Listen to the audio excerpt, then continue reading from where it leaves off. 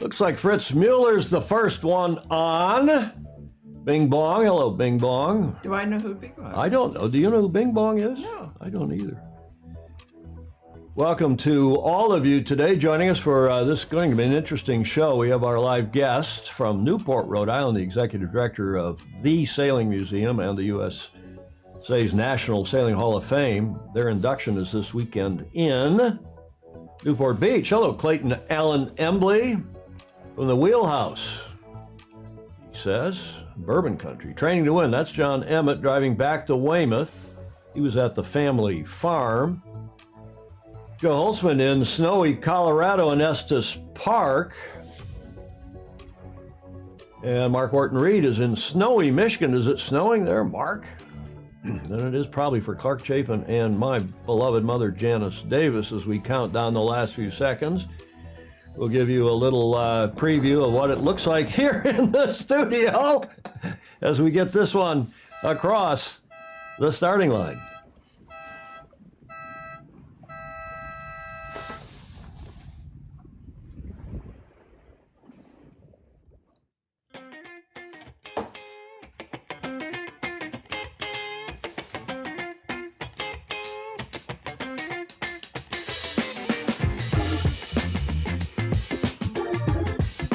Hello, everybody. Welcome to show number, I can't even see with these damn glasses on, Julia, 659, isn't it? Yep. For Halloween, the 31st of October. I'm your host, Tom Eamon. As you all know, we're live from San Francisco. My co-host, in some kind of a Halloween costume, is with us, Julia Vatican. I trust you are well. I was. Can you hear in your headphones? Oh, okay. Yes. Sort of. Oh, my goodness. Oh, my goodness. Yeah, welcome, everybody. The comments are coming in. Ted Ryman saying, Happy Halloween from Cape Town. 2 inches of snow, Mark Reed is saying, in Grand Rapids over on the west side. Maybe a little bit of lake effect snow. Jeff Kitson, greetings also from Michigan. Likely to see a few snow flurries as the trick-or-treaters start coming around in a couple of hours. That's got to be a great treat. It is a great treat. Welcome to everybody from Studio B here at the Beach Street Yacht Club. We have a bit of an addition up here, Julia. Oh, we do.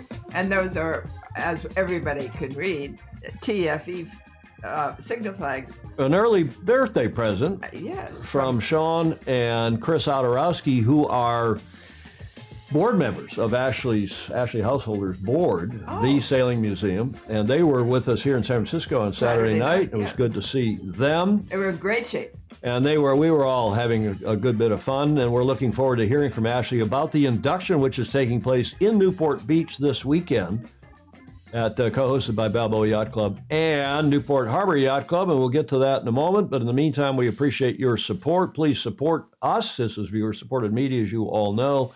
Patreon.com/join/Sailing Illustrated. We would appreciate your support very much. Julia, we got to talk about your costume. What the hell kind of a costume is that? This is part of a Capriosa dancer's costume. What is Capriosa, from Brazil? Yes, it is from a city halfway up the Amazon called Paraty, and they have their elaborate feather costumes, some of which are 15 feet tall, and like this, and they're built on cages that are actually pretty. This is 40 years old, is it? I don't know. You tell me. Yeah, and it's survived amazingly well. Well, you look marvelous, darling. Oh, yes. And the colors, we coordinated our colors. I wasn't going to do this until Julia showed up in her Halloween costume, and I got to take these sunglasses off because I can't see a damn thing. I can't operate with. And what am I supposed to be, Julia? Oh, you're the manager of the San Francisco Giants. That's exactly right. That's not exactly a ball cap, but it was the best I had. I think it says Coachella on it. And then, of course, I have my coordinated black and orange sunglass holders for Balboa Yacht Club, where we are going to be on Friday. We're going to do our Friday show from Balboa Yacht Club, and then our Saturday induction for the National Sailing Hall of Fame live, 10 o'clock in the morning on Saturday, also at Balboa Yacht Club. So thanks everybody for joining us for this show. And I'm bailing with a shop vac. Steve Adkins is bailing. He's bailing out his boat. Looking good, Julia. What are you, Tom? Okay, she just told you. Hi, Julie Aarons in Cleveland. Bing Bong, isn't the manager of the Giants a woman? Maybe. I don't think the field manager. Maybe the general manager is. Julia, Clark Chapin is saying. Yes. Cole Brower, America's new sailing hero. Yeah, indeed, John Hanfield. Julia looks like a complete witch. Stingray says that. You want to shake your finger at him. Oh, well, I'm not a complete witch. Oh, no. Stingray up in Seattle. John Hanfield also in Newport, Rhode Island, where Ashley is standing by. She'll be our guest today. Ashley Householder, we'll have her join us in just a moment. But let's get to a Bravo Zulu.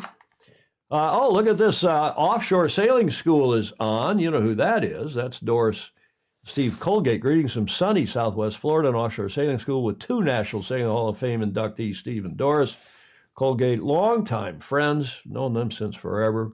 Also, we're on my delegation at World Sailing when it was... Really? Yeah, it was ISAF and IYRU. They are not only great contributors to our sport, but terrific leaders and members of the National Sailing Hall of Fame.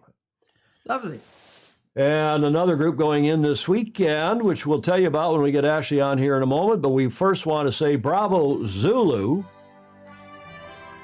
to our friends, particularly Ted Ryman, our friends in South Africa, because their team, the Springboks, we were talking about that on the show on Friday, but the Springboks won the Rugby World Cup final in France, and they defeated New Zealand 12-11. Oh, you talk about a nail biter. Oh gosh, I didn't even watch that game. It was an amazing close, and the kicker, I guess, won it for the Springboks for RSA. Mm-hmm. Julie Aarons wants to know, Julia, if you got a haircut. No. Just been plastered to her head. I know. Plastered to her head by that. I get my haircut once a month anyway, whether I need it or not. Okay. So. Well, let's don't talk about haircuts. Let's wrap this segment up here about this amazing win. Now, do you know that the Springboks, I'm not a big rugby fan like probably most of the rest of you, at least those from the Commonwealth are all on here, but you know that the Springboks, fairly new into this whole Rugby World Cup since post-apartheid and so on, right. They've won something like 4 of their last 8 appearances. Really? Yeah. I always thought it was the All Blacks and the Kiwis that were the dominant force, but of late, Bravo Zulu to them, it has been the Republic of South Africa's Springboks. This was the scene, courtesy of BBC News, today when they got back from France to Joburg. Oh, look at that. Yeah. And you talk about sport uniting a country, and South Africa's got plenty of problems, as any number of our countries do, but this was a hero's welcome at the Joburg airport today. Bravo Zulu to them and to everybody celebrating them today. As we celebrate Halloween. Yes. Do you like that GIF? Huh? Mm-hmm. I spent way too much time trying to find the perfect GIF today for the holiday. Julie, we match. And then a couple other things. This is from 2018. This is a Halloween card that the Champions League in Europe sent out, the Sailing Champions League. I guess, there's Sailing Champion Leagues in the various countries. This may have come from Germany, but I've had this hanging around. We haven't had a show on Halloween in memory. Have we in the 600 I don't remember plus shows? I know I didn't dress up for any of them.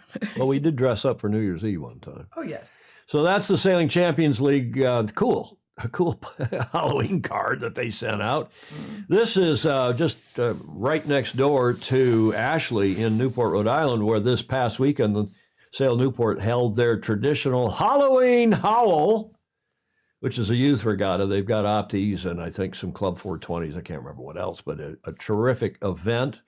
And a lot of kids turn out for it. And that happened, there's Halloween regattas at any number of clubs around the world.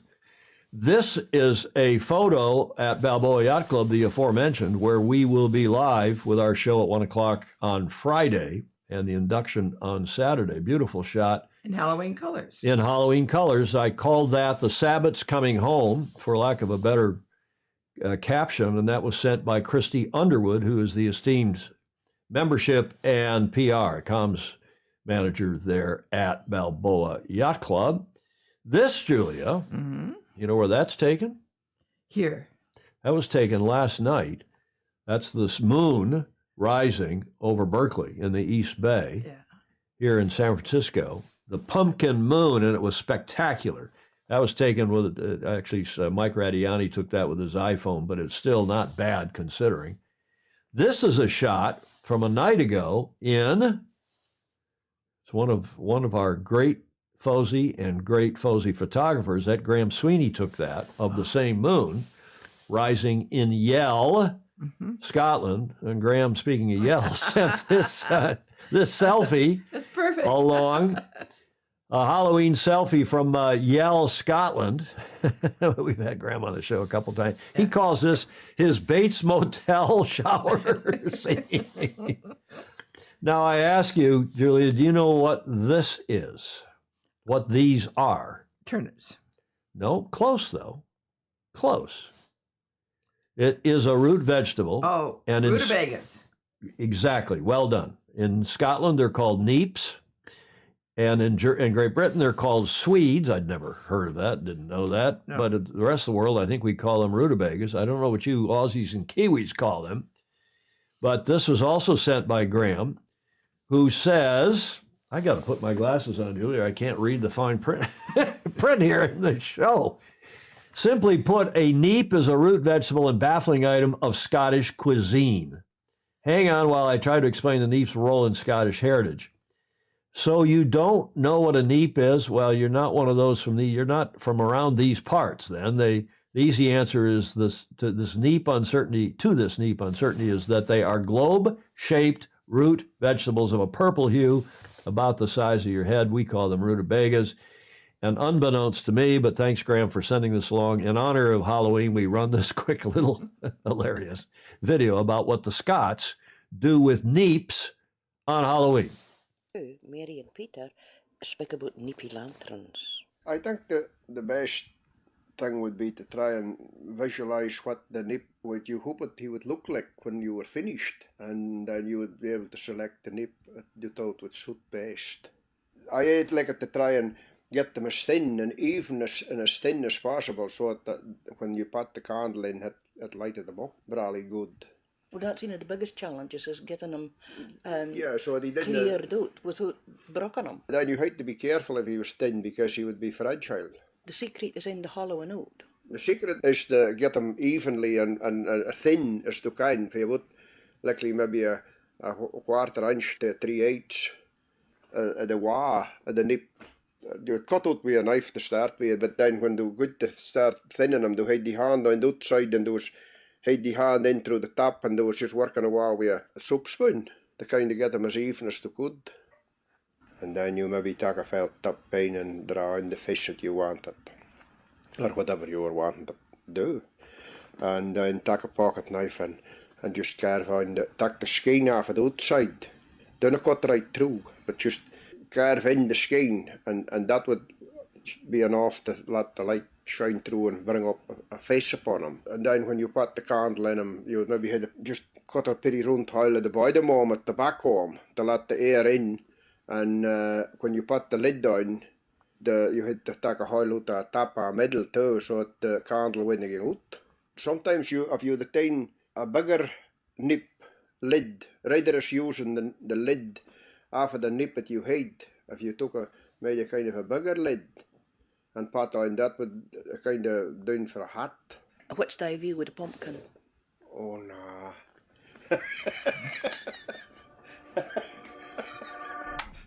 Okay, that is our Halloween cultural session for today. You talk about countries separated by a common language. Yeah. I can understand the South Africans, the Kiwis, the Aussies, having spent a lot of time in New Zealand and Australia, living there and so on.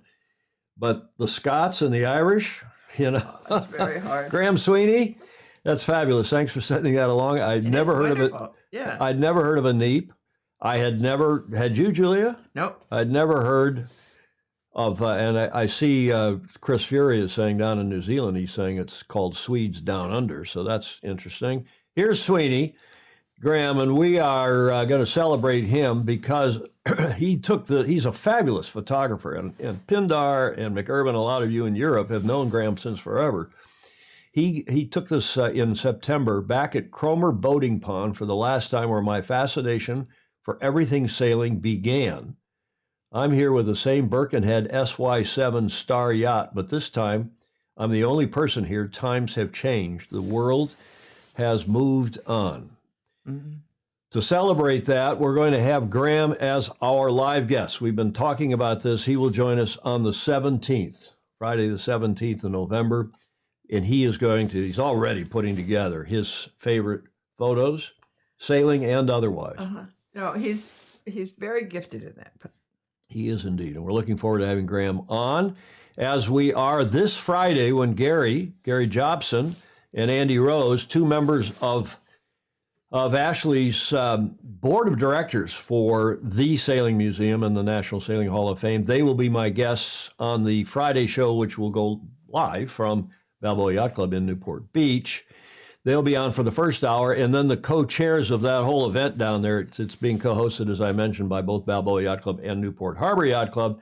And Balboa Yacht Club's Christine Robertson is co-chairing, I should say, along with Dion Ficker McDonald, who, as you know, Julia, is a favorite of ours. Yes. She's Bill Ficker's, the late, great Bill Ficker's daughter, and a fabulous lady. She and Christine will be my guests on Friday in the second hour to fill us in on the rest of the goings-on down there. By the way, the induction ceremony is Saturday morning, live, and there's no cost, but you have to reserve because they're well up to, I think Ashley told me last night, I'll ask her again in a moment, but something like 250 people are closing in on 250 reservations, RSVPs. As I say, that session is free on Saturday at 10 a.m., 1300 EDT, 10 o'clock out here on the West Coast, 1300 EDT, and 1700 GMT/UTC, and we'll be live. With that, you can watch it on the Sailing's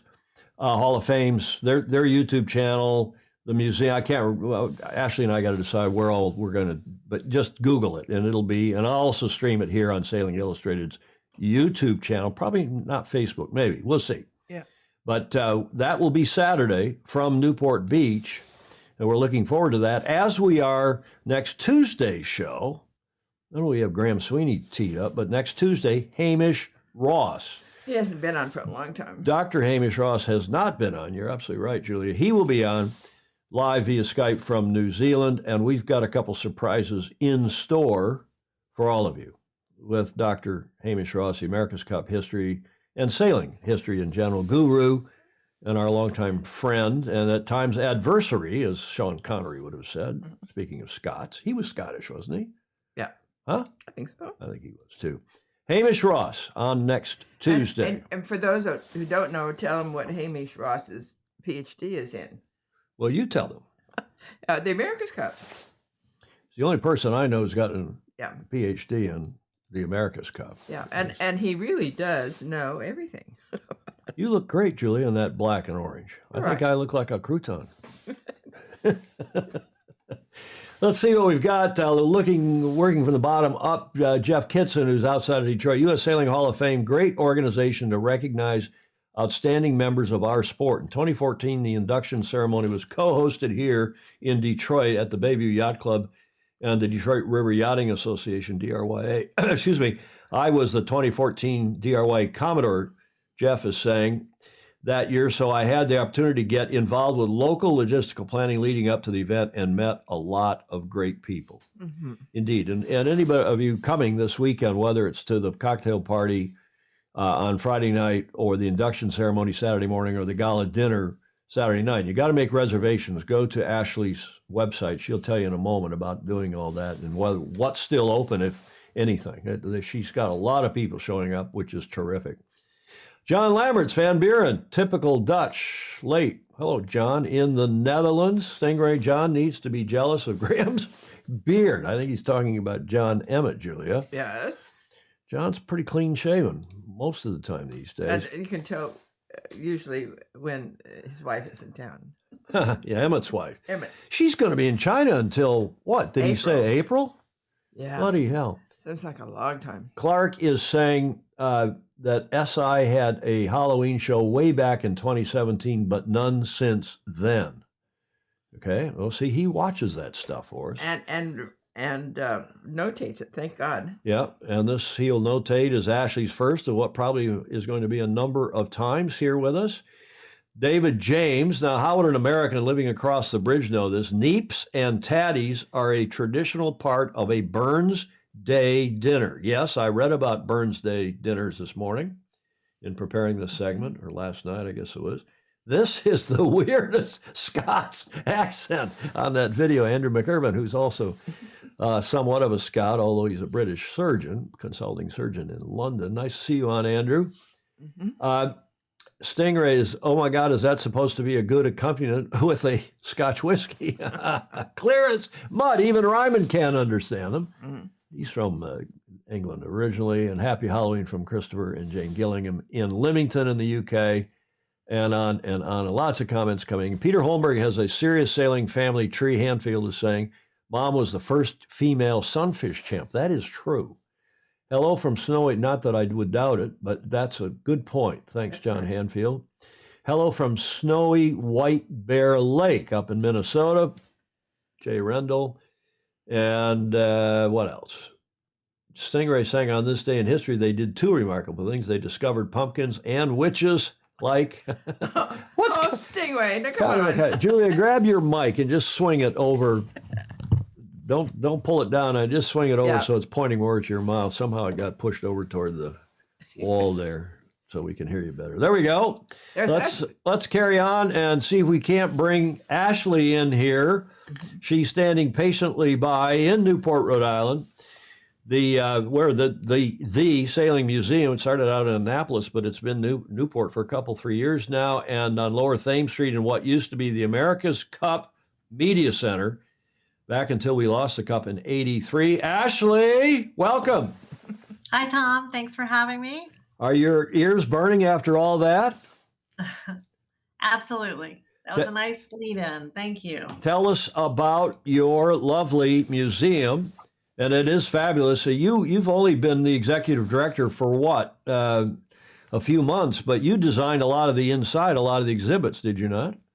That's correct. Yes, I've been the executive director since July, but prior to that, I was involved with the exhibit build-out, as you said, and then the director of exhibits and programs. So had a lot of fun getting to source objects from our Hall of Famers to populate a lot of the exhibits inside the museum.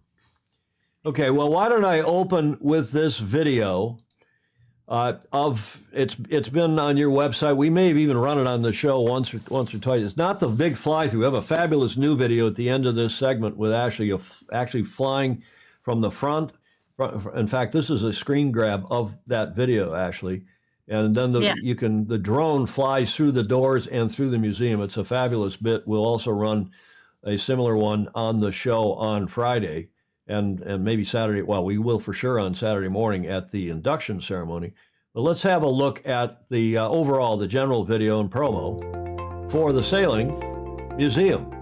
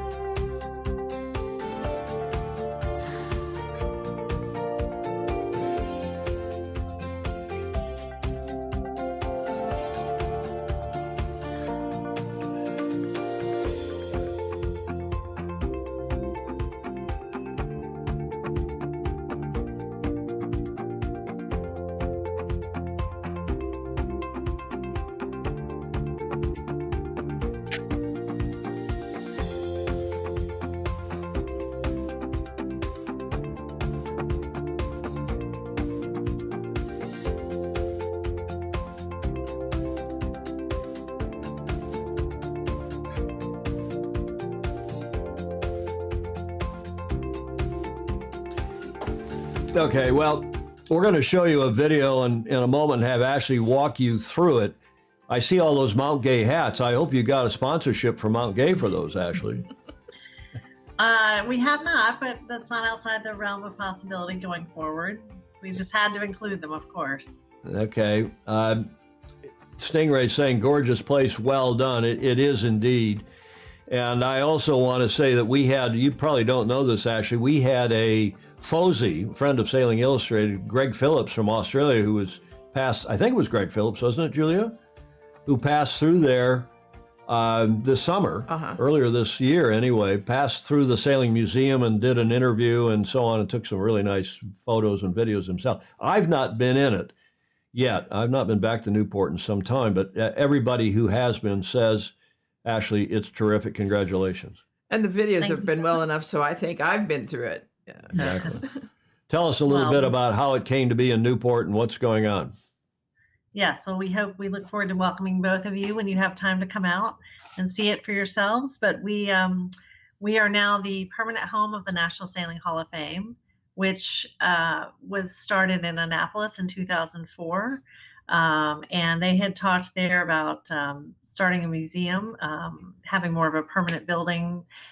And that did not come together in Annapolis. And so Newport was proposed, and we're delighted that the board of the Hall of Fame voted in 2019 to come to Newport, and we acquired the Armory building, which was built in 1894 for the Rhode Island Militia, and as you pointed out, the press headquarters for America's Cup races. And so we now have almost 8,000 square feet of wonderful exhibition space where we have boats hanging from the ceiling and exhibits dedicated to our Hall of Famers, and then a lot of wonderful interactive exhibits that teach people about sailing. And a lot of our visitors, I should mention, are non-sailors. So it's a good way for people who maybe are not immersed in the sport to become interested in it and learn something while they're having fun. Okay, well, that's a great description. And I as I said, I've talked to Gary at length about it. David Elwell, past Commodore of New York Yacht Club, who's a dear friend. And we've had David on the show, in fact. Others like George Carmody and, of course, Andy Rose, who's one of your directors. And bravo Zoo to all of you. Mark Wharton Reed. Mark Reed is saying, Heather Roosum, who was your predecessor, and Ashley and their teams have done an excellent job with the space at the Armory, creating the new sailing museum. Indeed. Gordon Smith is on. He's a Brit living in Denmark outside of Copenhagen. Thanks again for your video the other day, Gordon. Yes, I forgot the change of clocks. Yeah, in Europe, they're off daylight time. I won't go into a rant, Julia, about daylight time. No, confuse everybody. Ashley, I just can't believe we keep, even after all these, a century later, we're still changing the clocks twice a year for something that really doesn't save any real energy. But in any event, I hope we're getting to the point here in this country where either we go back and be on the same weekend as Europe, notwithstanding that New Zealand and Australia do it at yet another different weekend. This time of year is very confusing. So, Gordon, we understand why you're confused about the timing. Hopefully we all get off this soon and stick to one time or another. John Hanfield, who lives in Newport, so he's biased. He's saying, we all know Newport is the sailing capital of America. Sorry, Annapolis. Ed Worley in SoCal is saying, well, it looks like we need a FOSI field trip destination. I think this would be a good one, Ed. You're absolutely right. And fantastic. This is Clayton Embley saying, fantastic museum. My daughter, her Grace, loved how interactive it was. She is an equestrian athlete and said that her sport needs something like the Sailing Museum. And that's being echoed by any number of people, talking about Brad Reed, how he should be in the Sailing Hall of Fame. He's on sabbatical right now, cruising his boat with his family from Newport down to the Caribbean isn't that right, Ashley?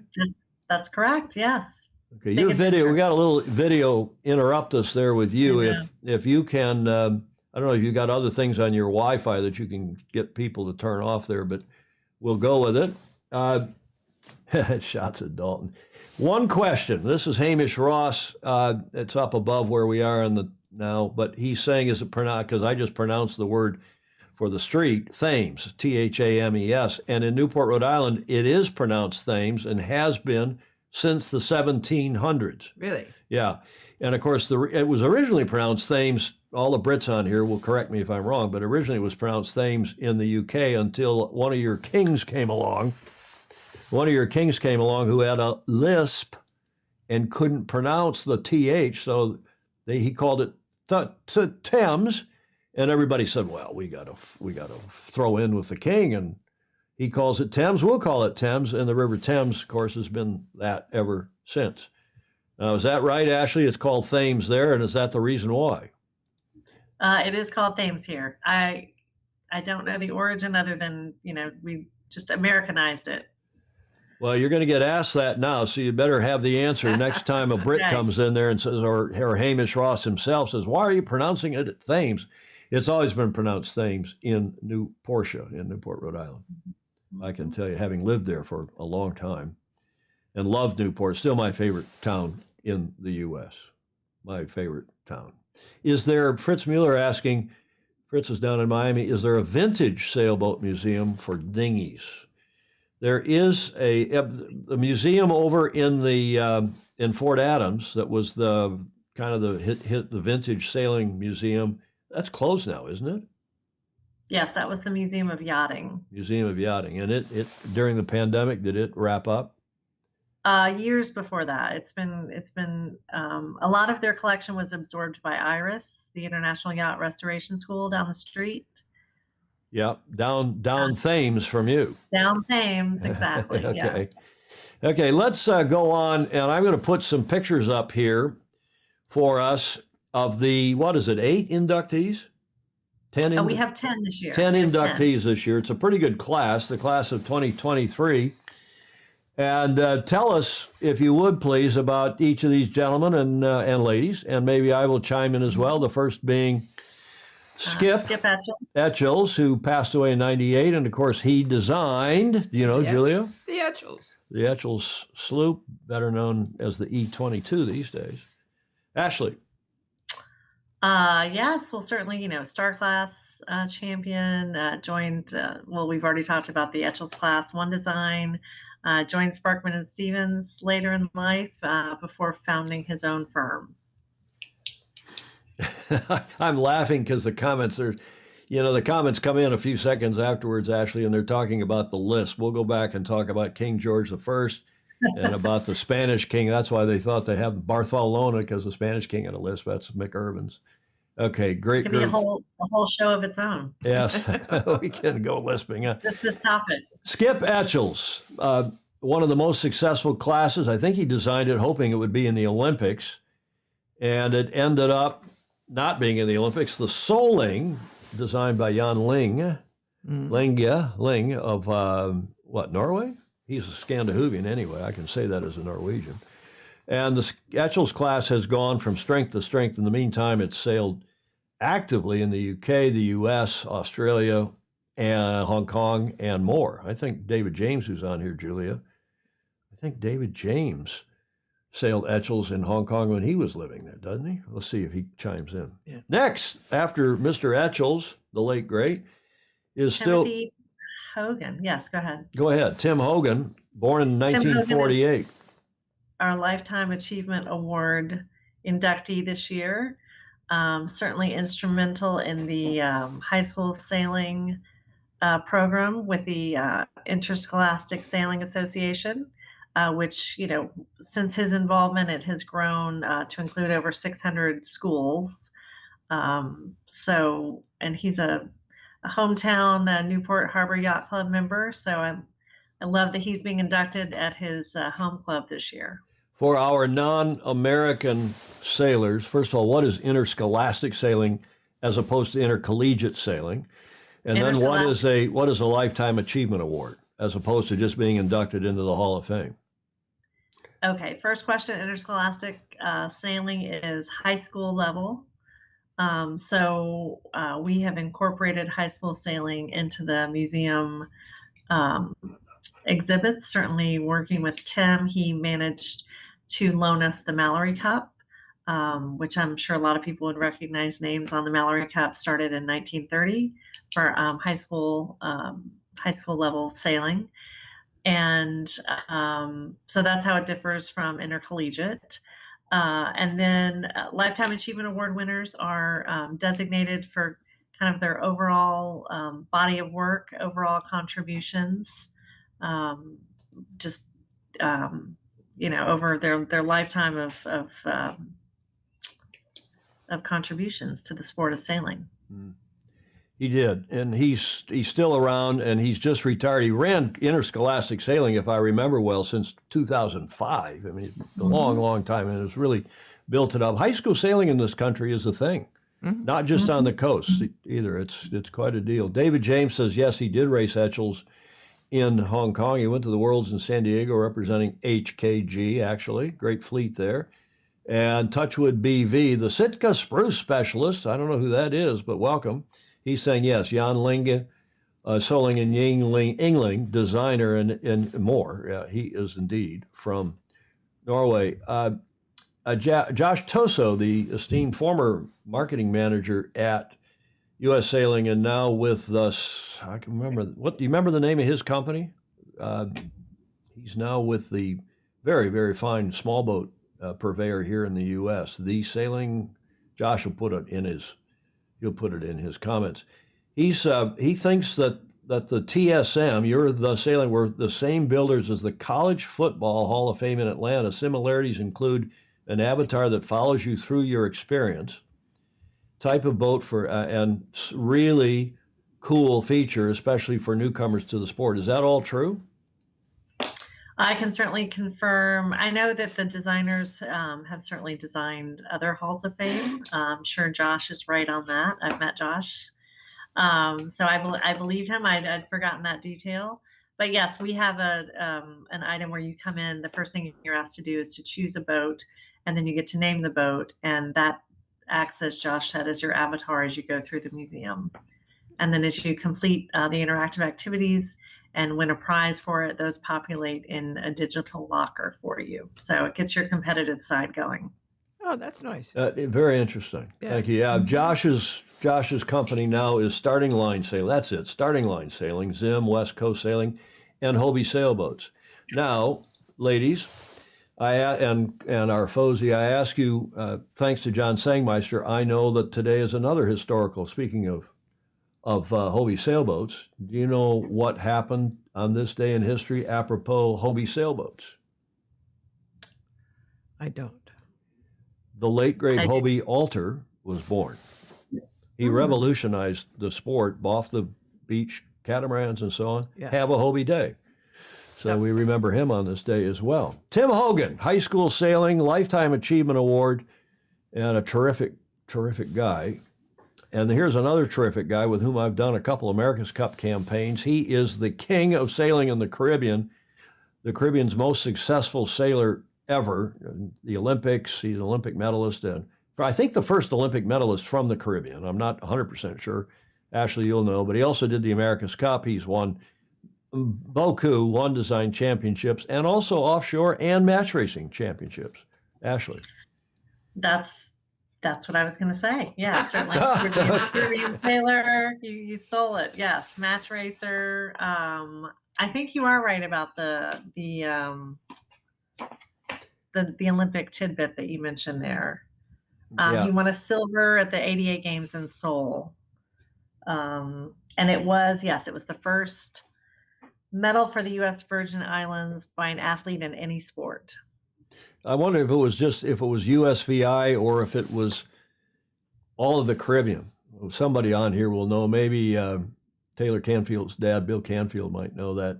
Durwood Knowles, Fritz Mueller in Miami, says Durwood Knowles, the late great star sailor from the Bahamas, was the first Olympic sailing medal. I think that's right. Peter Holmberg is a great all-around guy, Hamish Ross is saying, and a great ambassador of the sport. Totally agree. Now, for extra credit, think Durwood Knowles' first Olympic sailing medal. Fritz Mueller is saying, for extra credit, ladies, do you know who now owns Durwood Knowles' star? You got to know these things. I don't. Your hero, Julia. Oh, Caillard. Paul Caillard. You're the only one who pronounces. Of course, you speak French, so Paul Caillard owns Durwood Knowles' Wooden Star, and he races it in that regatta in Grand Rapids. I know. Over there by Mark Orton Reed. Yeah. On Gull Lake, every fall they have a wooden boat, a regatta for wooden stars, and Caillard owns that boat. Well, Worley knows it. Mueller knows it. Yeah. Carry on, Julia. No, I know he likes the older boat, the older stars. I thought you were going to say he likes older ladies. Well, he doesn't exactly. Have you tried? Hey, Paul. Calling Paul Caillard. Mark Reed, 100%. Yeah, Gem. The name of the boat is Gem, fully restored. Be Still My Heart. Julia and Susan, also a big fan of Caillard's as well. Okay, let's press on. We got somehow from Holmberg to Starboats to Durwood Knowles and to Caillard. Now, who's this? Tell us about this famously cool and smart sailor. Exactly. Yes. Sally Lindsay Honey. Everybody knows Sally. Yes. She is a leading bright light, that is for sure. Let's see. All-women crew in the Transpac race in 2005. Multiple Adams Cup winner. 1972 Olympian at, let's see. The Adams Cup, while you're looking down the list, the Adams Cup being our national women's sailing championship, which dates back to the 20s or the 30s. Fabulous event. Exactly. Yes, 3 times. And then Newport to Bermuda race winner most recently, alongside Stan Honey, to whom she's married, and Carl Buchan was on that crew. And we will be with all of them this weekend. She is the only person I know who's smarter than Stan Honey, the only person in our sport. Our Fozy, we got a Fozy who was on here not too long ago who's pretty young and is also pretty smart. You remember? Robbie King. Oh, Robbie King. Yeah. But she is very bright. She's also very nice. Not only a hell of a good sailor, but she's been a leader. She's contributed a lot to safety at sea, and in this country, when there is there's an accident, like I think she was on the panel that looked into, investigated, and did the conclusions from the loss of life in the Chicago Mackinac race not too long ago, 3 years ago, and she's just a hell of a nice gal. I've known her, sailed against her for I don't know, 40 or 50 years, maybe 50 years. Was when the first time she is fabulous. Ran into her. She is indeed. Now, you know who this is, speaking of old friends, with whom I did an America's Cup campaign or two. John Colias. John Colias, we'd call him Colias. He was a lot of fun. He was a real hoot. He is. He's a real hoot, still around. America's Cup, one design, champion, great sailor, and of course a sailmaker, Colias. Sails. Gold medalist at Munich, I believe, 1972, and then a silver medalist in 76, among other things. He's also a winner of the Mallory Cup, speaking of the high school sailing. Let's see. I didn't know that. 1971. And, people will remember in this country that the Mallory Cup, Clifford D. Mallory, who was a leading light New York Yacht Club, I guess past Commodore as well. Correct me if I'm wrong, anybody on here. But the Mallory Cup is not only emblematic of interscholastic high school sailing, it's also the national men's, what they now call adult championship, but it used to be the men's championship. And you know who was the first West Coast winner of the Mallory Cup for the men's championship in this country? No. The painter of this photo. Oh, DeWitt. Behind me, the late, great, where's it? Jimmy DeWitt. It's in that corner of the painting. It's blocked by the flags. But Jimmy DeWitt, who won the Mallory Cup in the 60s, and he also won it with a female crew. He was the first one to win it. Crew, you could have a female crew. Yeah. And she was a really good sailor. And she just passed away. What was her name? From across the bay, north. She was over in Richmond. Or in the north. Okay, we digress. But Colias, who's done a number of America's Cup campaigns leading up to the 87 campaign. When I worked with him, I was with New York Yacht Club, as was John. And the campaign, the boats weren't super fast at the end of the day. but J.K. is a hell of a good sailor, and more. He's a lot of fun too. Ashley? Bill Lapworth, certainly known as a naval architect, pioneer in the fiberglass movement, making boats from wood to fiberglass. Served in the Navy during World War II, but I think certainly best known for his designs. Exactly. And you talk about, you could list, you've got them all in we'll talk about this on Friday and Saturday when he's inducted, but the yachts that he designed on behalf of various manufacturers, especially in the early days of glass, big boats, he managed to, as a naval architect, sort through. I mean, the Cal yachts, weren't all the Cal yachts his boats? Like the Cal 20 and the Yes. And so on. David James is saying Lapworth was a genius, and indeed he was. Stingray, that's a great photo of Coley sporting that cowboy hat. He was a cowboy too. He is a cowboy. Pindar is saying, Andrew, hello, Andrew. He's saying Sally, meaning Sally Honey, continues to be a stellar and stalwart supporter of the Magenta Project. And maybe you don't know the Magenta Project, Ashley, but it is an international project in support of women in sailing. And Andrew Pindar is on their board in a leading light, as well as a super Fozy here. The Magenta Project and all things that advance opportunities for females throughout the sport and the industry. So that's nice of Andrew to chime in with that. We talked about Charles, a.k.a. Bill Lapworth. How about this gentleman, John Kay? John Knox Marshall, yes. Another one with whom I've done I've gone to war with John, a number of America's Cup campaigns. Still alive, still with us, just inducted into the America's Cup Hall of Fame, in fact, at New York Yacht Club a few weeks ago. He actually was in a prior class, but he was at the celebration. Well, he wasn't in this late. I guess you're right. He was not. He was in, maybe he was inducted in, we were all there. I've been to too many of those things. I guess it was at the Royal Yacht Squadron a 3 years ago, and he was inducted. But he is nonetheless a member of the America's Cup Hall of Fame. And he is probably, besides being president of North Sales for, I don't know, 20 years, for a long time before his buddy Tom Whidden took over. And of course, John and Tom sailed with Dennis Connor in their winning and losing efforts. And then John is, you talk about smart people, he's right up there with Stan and Sally Honey. He went to Rockefeller University, and his undergrad, he was like biochem or something. I can't remember what, biophysics or something. And he is a scientist par excellence, a very, very bright boy, and a hell of a lot of fun. You talk about people who are also good fun. Ashley. I think you captured it. Yes, I know we need to keep it moving. But yeah, here we go. Exactly. Here's the next one. Yep, Charlie Morgan. Yes, again, boat builder. I believe Star Class champion. America's Cup. Yeah. Yeah, the guy started a company. I can't remember what the industry was. He started a company, sold it, and he had some coin. He had some money.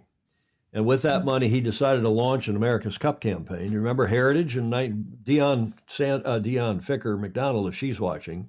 Heritage, the last of, really not the last, but one of the last of the great wooden 12 meters, was his, not Heritage, as Ed Worley is saying. Yeah, Heritage. Not only did he design, but he also built it, and he was a boat builder. He was a Renaissance man. He was really very, very smart and very capable of not only designing and building, but also sailing the yachts that he designed and built.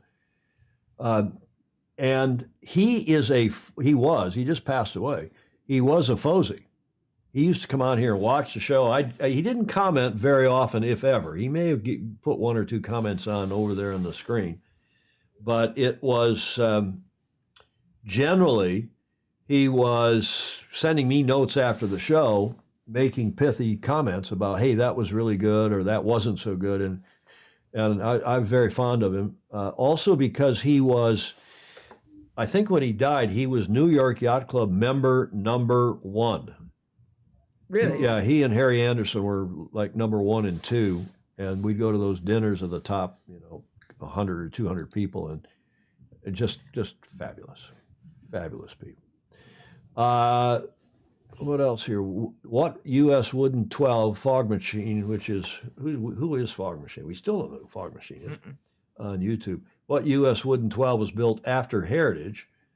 Well, Intrepid was wood, wasn't it? What was the next one, Fog Machine, after Heritage? Spell check.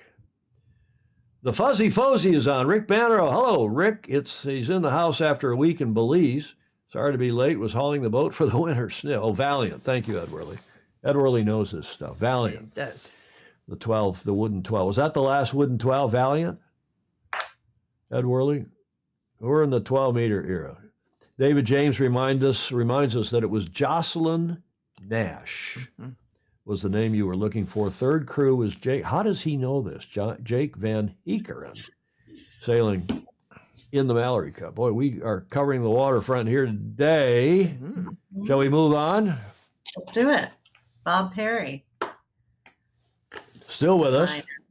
Yes. Terrific cruising boat designer, also race boat designer, and he's authored many articles. He's a columnist in Sailing Magazine, has been for years, written books and so on. What a guy. I believe his best known design was it for the Valiant 40? Could be. I wouldn't know. I don't know, but thank you for that. And just a prolific designer from the Pacific Northwest. And by the way, speaking of designers from the Pacific Northwest, leading up to the show yesterday, I heard from our Fozy, who took a nap here in the studio. Yes. Remember who that was? Yeah. Ron? Come on, Julia. Yeah. Huh? Yes. Ron. Ron? Arguably the most famous designer in the modern history. Designs big boats, huge boats. Ron Holland. Holland. Yes. He was been on the show 3 times. He just had another mild stroke. He's in L.A. recovering, and he asked us to give everybody on here his warm regards. Ron Holland, a famously good yacht designer, Kiwi, who lives up in the Pacific Northwest. Fog Machine, of course, has it. Bob Perry was born in Australia. Yeah, there was something about a Detroit connection for Bob Perry, Alistair Murray. I saw that he was born in Australia, but interesting. Look at the smarts on here. Clayton Embley saying the last wooden 12 was Kate, built 16 years ago. 16 years ago on St. Kitts in the Caribbean. France 2 was wooden. Is that right? Mark Reed is saying. Intrepid was wood. Okay, I was right. Intrepid was wood. Miniford City on City Island on Long Island. Yeah. Okay. Valiant, Intrepid. Last wooden 12. What else? They're back. Gosh, there's smart people out here. So warm regards from Ron Holland, and we hope if you're watching, Ron, you're doing well. He's promised to watch the show this weekend too, the induction. Good. He's of course been a member. Bob Perry, be good fun to see him, and also a raconteur and a great guy. Now this gentleman used to make my sails, and I knew him well. Stearns. Dick Stearns, Richard Stearns. And it's nice to see that his son, Richie, will be representing him at the induction ceremony Saturday morning. Tell us about Dick. He will, yes, indeed. Let's see. An innovator, skilled racing sailor, as well as an Olympic sailor. He was also a skilled pilot, from what I understand. You could probably speak to that. A sailmaker, and pioneering synthetic sails. Apparently just sounds like he could do anything. Yeah, he was, mild mannered, very unassuming, low-key guy, became a champion in the Star class. The Star was a big class in Chicago in those days, back in the 50s, 60s, 70s even. And Dick started a couple things. He started Murphy and Nye Sailmakers, along with some of the Nyes who we'll talk about them on Friday and Saturday. Murphy and Nye Sailmakers, and he ran it for years and built Murphy Nye. Now Murphy and Nye, as you probably, all three of you probably, or both of you probably know, is a Italian clothing brand of I didn't do that. considerable repute. Not a sail-making company anymore, but they make cool clothing. And it's one of these sailing brands like North is, I think North still makes more money from their North Sails brand, clothing brand, than they do from sails. I'm not sure that's 100% sure, but true. But Dick Stearns, do you know what else he started? Land's End. Land's End. And, I remember that story. and yeah. Land's End with a guy called Gary Comer. And he did fly around. Ashley, you're right. He'd fly over to Ann Arbor where I was growing up, and he'd come over and look at my sails and say, "We got to do this and do that." And then he'd go back, and he was great in the Lightning class and in the SAR class, and he built my Flying Scot sails when I won 3 North Americans using his sails. The other thing, though, starting Land's End, at the time, people don't realize this. Land's End started out as a fitting, as a yacht, like Alistair Murray's Ronstand. Mm-hmm. They had in their catalog, Land's End was trying to sell yacht fittings, hardware, and hardware systems to sailors. And we'd get the catalog, it would come out in the late fall, and we'd all look at it and say, "Oh God, that system looks great, and there's some Harkin blocks and some Ronstand this and that, and we want that on our boats next spring." And we'd buy the stuff, but not from them. We'd buy it from the local chandlery, from the local hardware store, and the company really never made a lot of money. But Gary Comer, who was an advertising exec in Chicago and a big Chicago Yacht Club member, he made these fabulous catalogs. Yes. And then he and Dick Stearns, who was a co-founder of that company, realized that they started to sell soft goods. Little duffel bags and little hats and some gloves. And they were selling way more of that stuff and making way more money. And of course, today, I think this shirt's not, but I have Land's End shirts. Sure. Everybody does. And bathing suit. I don't have bathing, but women's, I guess the most popular women's bathing suit in this country is still made by Land's End. It's kind of it's a more relaxed fit, shall I say. Mm-hmm. What a group. Anything else about, I'll say one more thing about Dick Stearns, Ashley, but anything else you want to say about him before I do? No, I will let you have the last word. Okay, well, thank you. Dick, when I met him, after he was making sails, I realized that he was also chairman of our Olympic Sailing Committee. Oh, yes. And U.S. Sailing is having all sorts of problems with their Olympic sailing effort again. They've been 3 quadrennia in a row, and I'm not going to go into that today. But a letter came out from the president today to all of the members, and the president is going to come on. He's agreed to come on the show in future. But this guy, Dick Stearns, before Sam Merrick, was the chairman of the committee of what we used to call the OSC, the Olympic Sailing Committee, and did a fabulous job leading that committee, coaching. When I did this lower third, I had Coach on because he was, again, a great sailor and a great coach, and raised money and helped everything. Helping our Americans do well in the Olympics. Ashley? Yes, sir. That's the 12. Should we show this video now, and anything else on those 12 and what we're going to do this weekend before we go back to this video flying through your museum? We just are looking forward to the weekend and being out in Newport Beach with our colleagues there and seeing all of you. And yes, I would say if you want to attend, certainly get in touch with us. We still have some tickets left for the dinner. The ceremony is almost full. We have about 20 seats left for the ceremony. And that's Saturday morning at 10 o'clock at Balboa Yacht Club under the big, we call it the Gov Cup tent. It's not the same tent, obviously. It's been taken down and put back up probably more than once. Right. That will be a lot of fun Saturday morning. And what about the cocktail party Friday night? Is that sold out? Is that all done? No, we have some capacity for that as well. So we are having what we're calling our welcome reception. That is from 6:30 to 8:30 at Balboa. And all of the Hall of Famers will be there and their family representatives. And we have a great group for that. And it sounds like parties at Balboa are always quite the thing. So always. If anybody wants to come. That my new friend is the understatement of this show. We do have fun as now a longtime member there. We do have fun there, and it's a great club. Well, looking forward to seeing you there, Ashley, and we'll try to uphold our reputation. Club. Absolutely. If you're just joining us, we're an hour into the show. It's 1400 here in San Francisco. It's time for Ashley. I told her we'd get her off by her 5 o'clock, 1700 her time in Newport, Rhode Island. She is the executive director of the Sailing Museum. Just in the job for a few months. She's got a big job ahead of her in Newport Beach this weekend. I'll be down there to help her out with the induction for the National Sailing Hall of Fame on Saturday morning. And that's free. You can watch it live stream, or you can, and we'll put some link, we'll promote that toward the end of the week, but it'll be all the usual places. And also, you can attend if you're in SoCal and nearby, want to join us. It is no cost, but you do have to make a resi, correct? Yes, that's correct. Please just let us know so we can put your name on the list. So Christine Gribben knows how many people are coming. We're going to have a huge crowd. It's going to be fun. Tell us about, this is your museum on Thames, not Thames, Thames Street, Lower Thames Street in Newport, Rhode Island. I see that it looks like the Rolex clock is new. The Rolex clock is there, and on the other side, out of the shot, we have a statue of Buddy Melgus.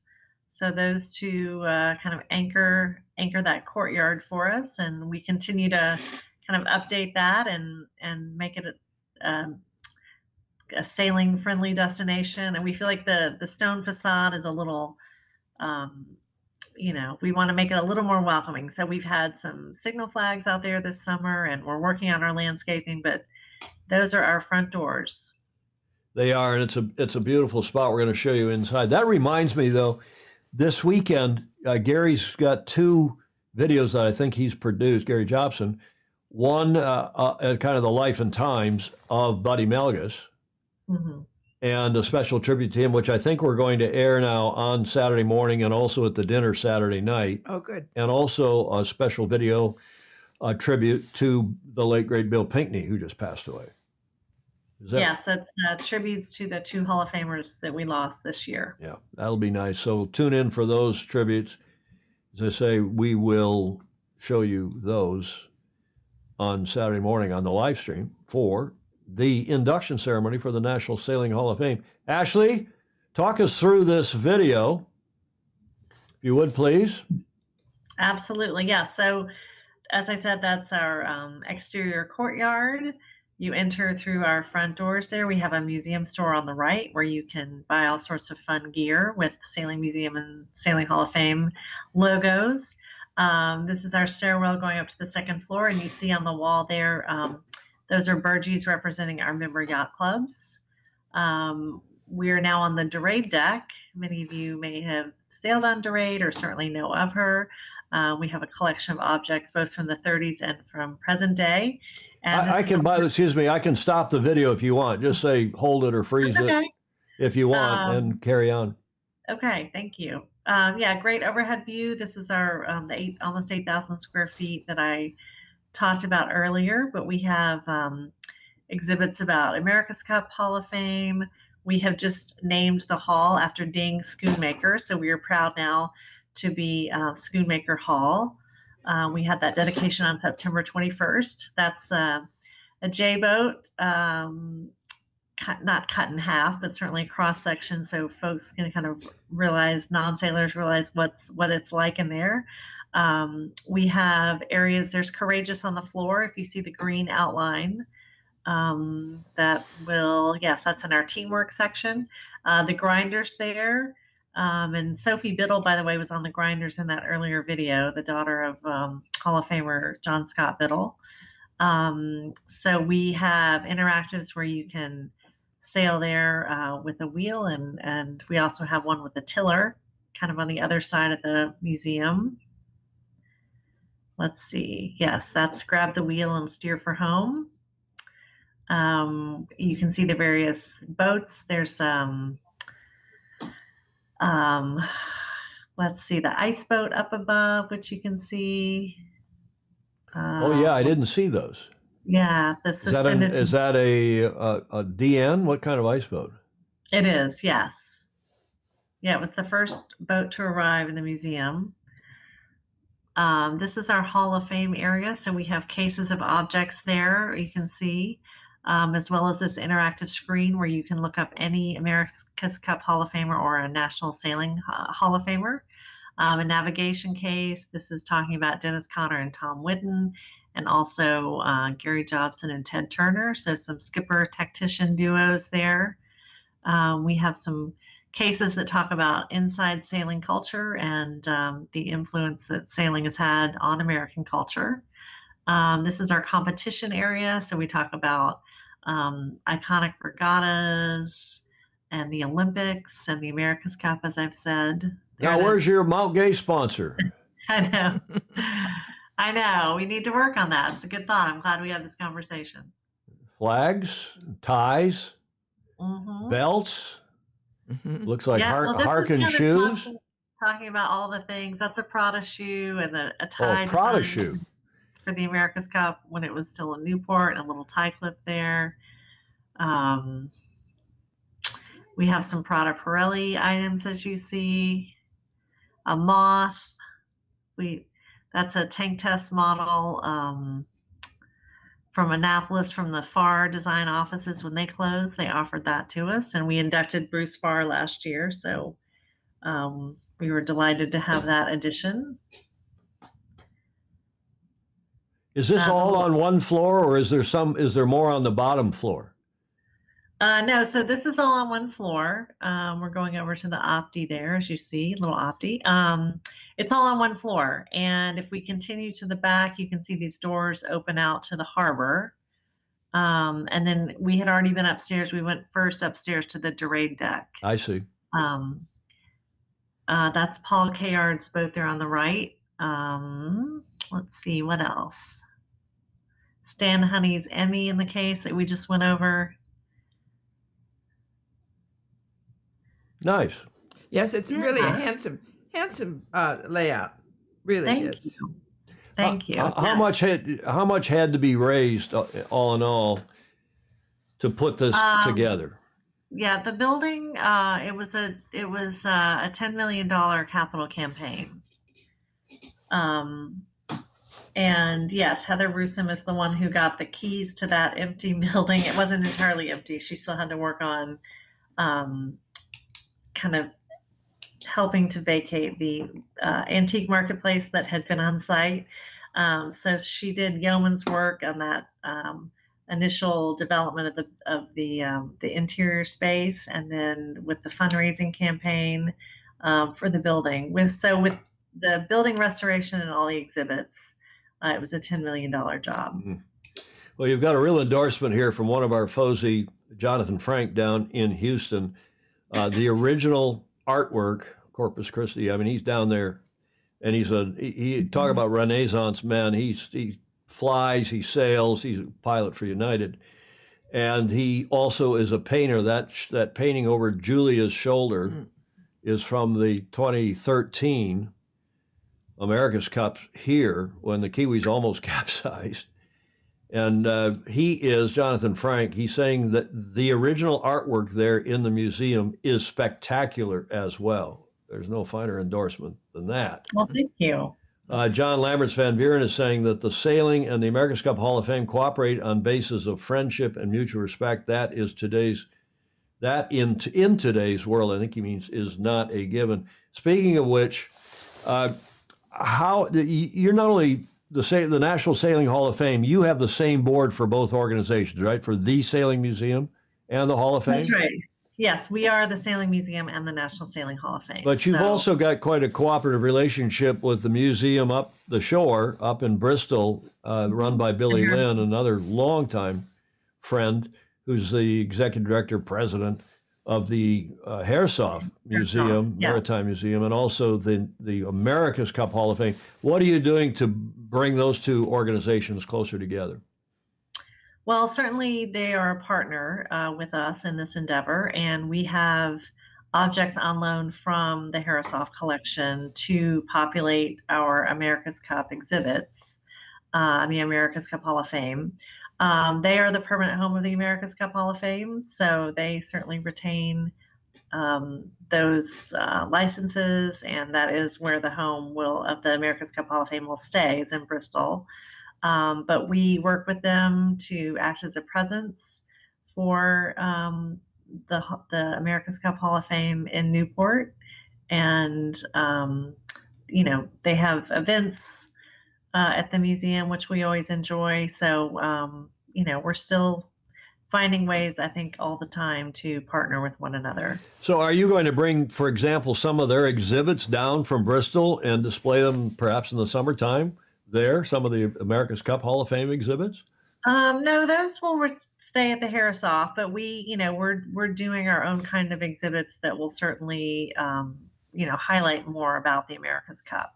Cool. But I'm good friends with Evelyn Ansell, their curator, and we work together. So I think anything is possible. So good.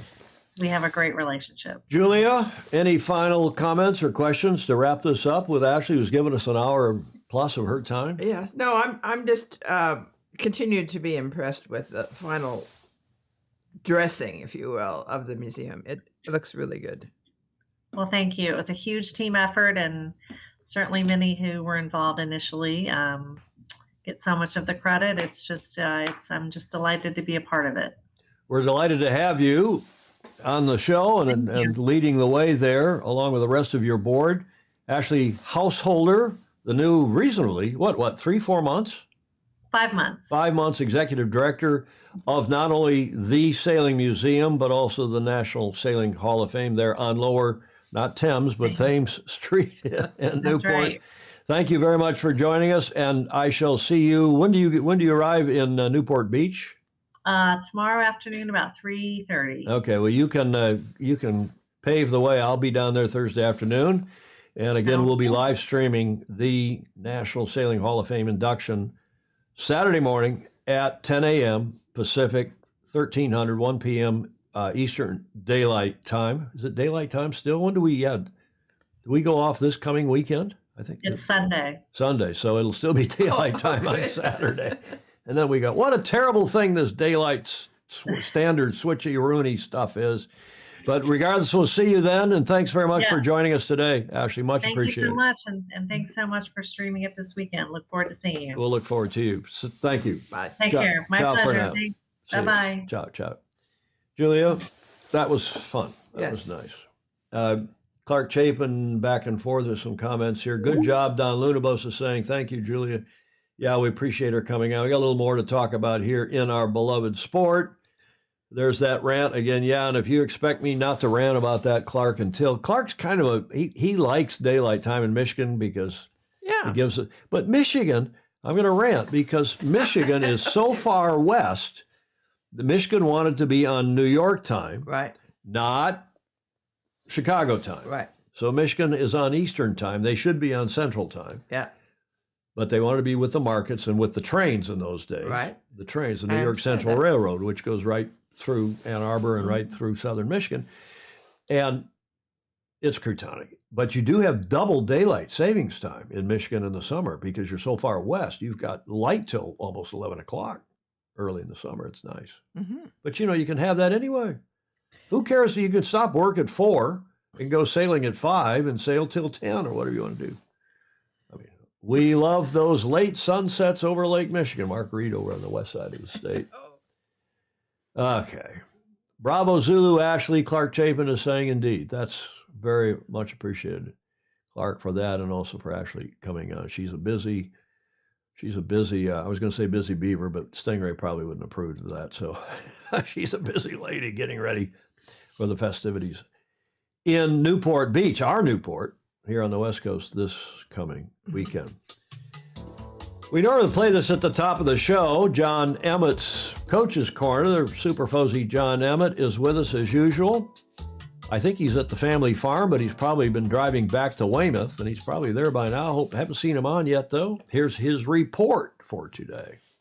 Hi, Tom, Julia, and all the Fuzzy. I suddenly realised it's been a long time since we've gone for a walk and a talk And that's partly, I think, because of the weather.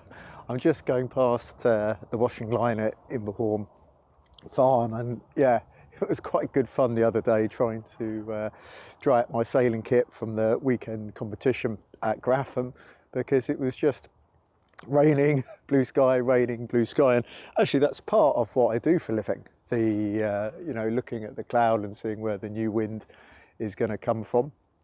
And yeah, it's also trying to get dry sailing kit because it doesn't do it any good sitting in my van.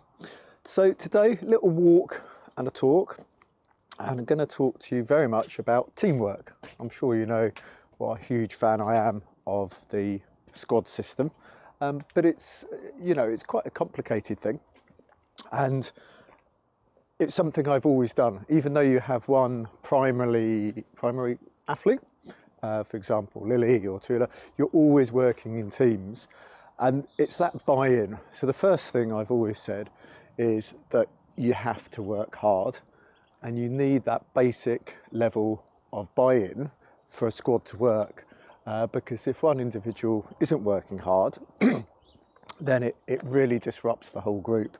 And that's whether they're trying 100%, maybe there's just a fitness or injury barrier, or whether it's just, you know, they're late, they're not coming when they say they will, and this sort of thing. And there's, broadly speaking, two types of squad system, and I've worked extensively with both. And the first is when you're all from the same country, and in a way, I guess that's probably easier to manage because you've got a funding issue. In other words, you have a coach who's looking after a national team, and if the sailors don't perform or don't try hard, maybe there's a penalty, they don't get their funding. And it is important at the same time that there's a buy-in for that group, because sometimes it's just a squad selection, particularly at youth level. Sometimes you see what you might deem to be unusual choices. Sometimes there'll be people there who necessarily don't want to be there. I mean, it's work hard, have fun, but it has to be that order, because as soon as you put the fun as more important, then that makes it very hard to work hard, because you need to accept there's some things that you have to do which you might not enjoy so much. I mean, I know some people who actually love going to the gym. Probably I know more male athletes this way, but they absolutely love going to the gym. I know for Lily, definitely wasn't her favourite thing, but it was something we had the buy-in we needed to do so we could perform in strong winds. And I think as long as you have that buy-in, then yeah, it's okay. So you've got that where you've got a national squad, but I've probably spent more time in recent years where I've been working with a multi-country squad, because there's not that many places. Oh, this is going to be good fun going through the farmyard here. There's not that many countries that can have a squad of, say, 4 boats. And the reason I say 4 boats, I know that's a number a lot use. I don't actually think there's a golden number. It's not whether you have 3 or 6, but it's about how close the group is in ability, and it's about how well the group work together. But yeah, for most countries, you may have 1 or 2 athletes who are at that peak Olympic condition, and I think getting them all to work together is another interesting dynamic. So the situation you have with a country is everybody works hard together, but obviously only one person gets to go to the Olympic Games. And I sometimes feel some individuals are better at dealing with that than others, because it's hard to put for 8, 12 years of your life knowing that you might not get that ultimate return on investment. So in some respects, it is easier when you have a multinational team, because maybe everybody can go to Olympics, and maybe they can work together as Olympics, doing course testing, etc. And small countries do that very well. With Tula, which was Finland, we worked very closely with Norway, and yeah, both sailors made the medal race in the Ilka 6, and that was a really successful training group. Enjoyed that a lot, and it was actually the same for the Ilka 7s. Both Norway and Finland made the medal race. Indeed, Norway got a medal, So that was a really good result. But that buy-in, when you have very different setup, you know, when you have to go home, what events you have to do, all the rest of it, that can make it another set of challenges. So this is my token opportunity to get run over, but I'm nearly home, so it'll be low speed. So that dynamic, you need to make sure again that you have the buy-in. But for me, it's absolutely clear that teamwork and the squad system is the way forward, and that's why I've always done it that way. It's just about making sure you have those common goals and aspirations. And I say to the young sailors, whether we're talking same country or different country, the people you race against now, they're probably the people you're going to race against for the next 20 years. You go through junior classes, Olympic classes, and then maybe go on to Sail GP, AC, anything like that. So yeah, it's important to be a good person to work with, and those friendships last for life. Right, home at the farm. I'll see you later. Have a great show. I should be back in Weymouth and be able to join you, but we'll see how the traffic goes.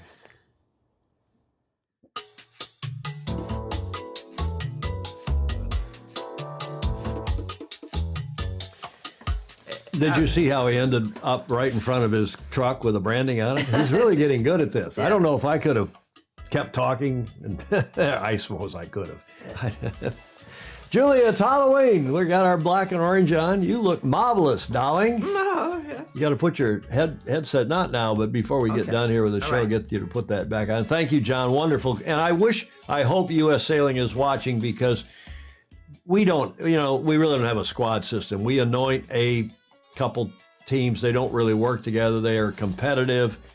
And we used to have squad systems. We used to have trials. We used to have a big class that raced against each other here nationally and carried on. And it was the way to do it. And we don't anymore. So one of you asked what's going on with this U.S. sailing thing. I mentioned it closer to the top of the show. There is this report that's come out from USOPC, United States Olympic and Paralympic Committee, which is our National Olympic Committee, our NOC, of which U.S. Sailing is one of the many NGBs, national governing bodies. And a report came out a couple, 3-4 weeks ago now, I can't remember, and it was supposedly an analysis, a look into what has been the problems at U.S. Sailing with respect to our national Olympic effort. Remember, we've had people come and go, and money has now basically not been stolen, but it basically the support for our Olympic program from major donors and even companies has evaporated or is evaporating. It's a mess. Yes. I'm not going to talk about it today, other than to say that then this morning, the president of U.S. Sailing, who's a good guy, Rich Jepson, sent out an email to all of the members of U.S. Sailing, and if I got it once, I must have gotten it, 20 times while I was preparing the show this morning.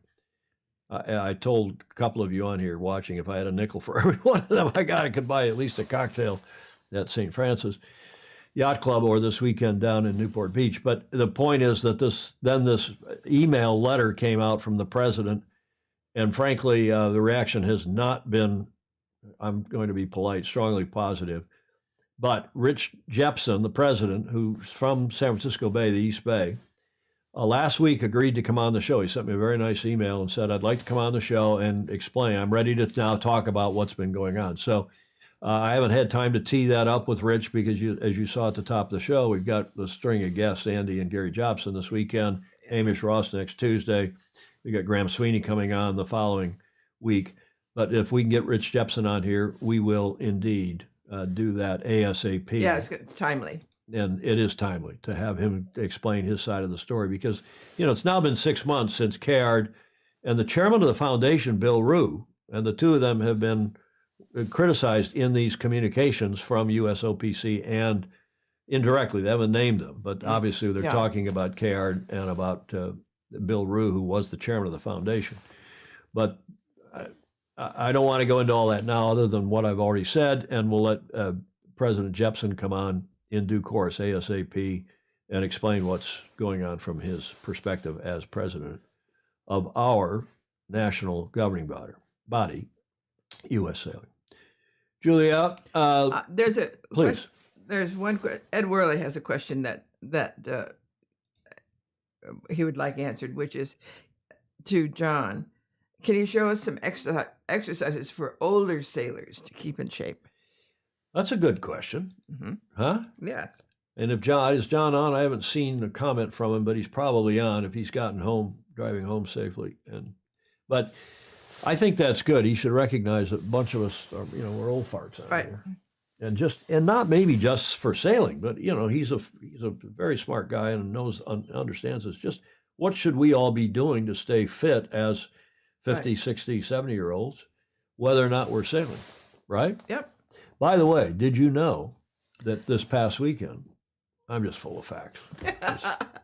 Always. Did you know that this weekend John won the UK National ILCA 6 Masters Championship again? I don't know how many times he's won it, but he won it. There was a video, and I didn't think we had time to play. Oh, that's great. But yeah, wonderful, John Emmett, and the squad system is difficult to maintain when the leading candidates are in Long Island, San Francisco, Miami, and Chicago. True, David James, but we did maintain it in the past. You just have to designate a national sailing center. For instance, where the next Olympics are going to be, after Paris, after Marseille, the next Olympics are going to be where, Julia? Long Beach. Long Beach, the Sailing Olympics. So why don't we have a national sailing center like they do in the UK and any number of other countries in Long Beach already established? Mm-hmm. Larry Ellison donated the tent structures from his last America's Cup campaign to U.S. Sailing, and they've gone unused. In fact, I think they're basically crotonic now because they've suffered weather and other. Steve Gruber is saying President Jepsen's report was interesting to say the least. Yeah, we'll ask Rich about that report, but yeah, Tai Chi. See, there you go. Bing Bong is a friend of yours, Julius. Oh, yes, I totally agree with Tai Chi. Julia used to, in fact, fairly recently did Tai Chi out here in the backyard in the garden at the Beach Street Yacht Club. Yes. And I learned it in 1968. Don't date yourself. Well, never mind. No, it was wonderful. So Holtzman agrees. Absolutely excellent idea about exercising for old fart sailors. So we'll get John to give us maybe some exercise tips. Jonathan Frank, how about having Boomer on with his recommendations for silver-haired fitness? Now, there's a good idea, too. Boomer, James Bland, Mm-hmm. J. Frederick Bland does, and that guy is powerlifting. And I know. He's 60. I don't think he's 70 yet, but it's not my sport. But he's up, he's up there. Yep. And the guy's setting new personal records, Yes. I think, of powerlifting. I know. I'm proud of him. What U.S. sailor do you think deserves to be in the hall that's not in the hall? Good question, John Hanfield. Yes. Let's save that for another time. But let's keep it in mind. It is a good idea. That is a good one. What else here? Absolutely excellent. Any other? Training to win. John Emmett, that's John training to win there in the middle.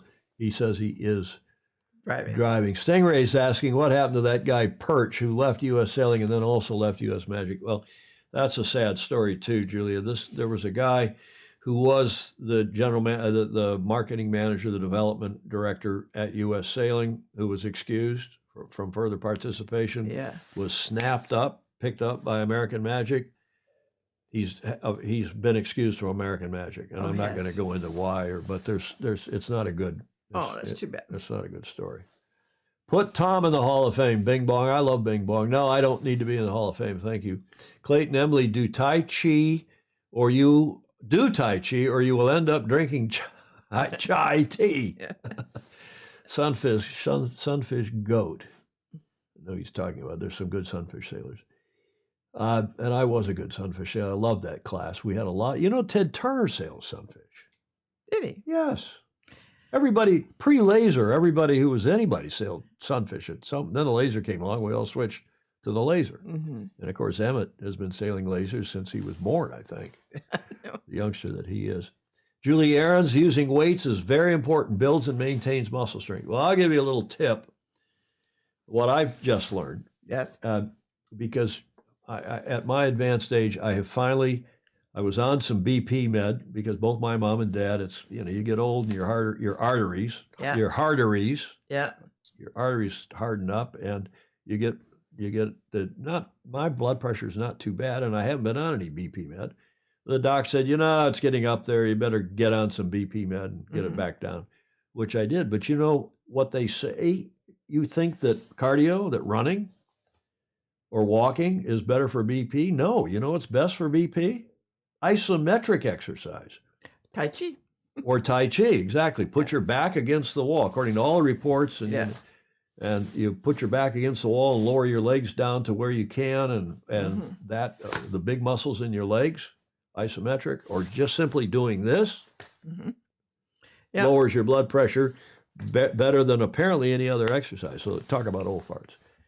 Hey, there's Christine Prigmore Gribben. I know, isn't it nice to see Chairman her? Forever, Chairman for Life, as Andy Rose calls her, of the Governor's Cup. Good luck this weekend, Christine. Yeah, she is.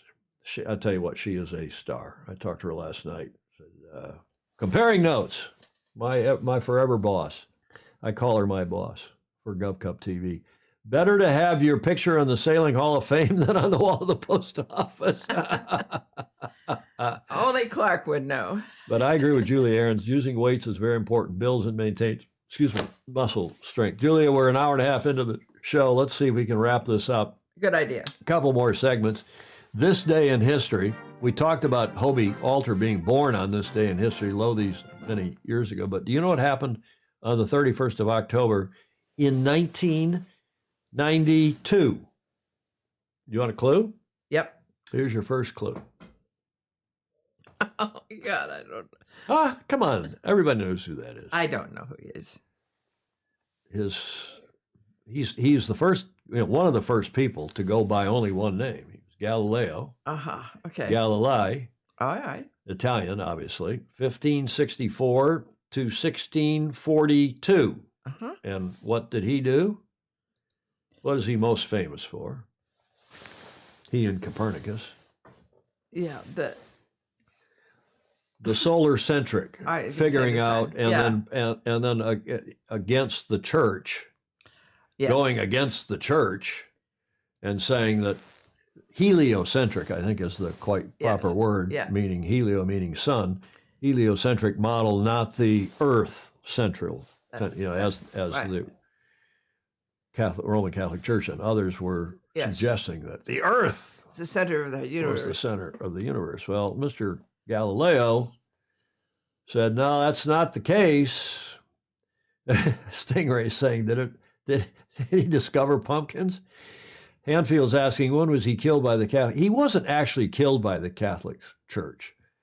I think that's a myth, but an old wives' tale.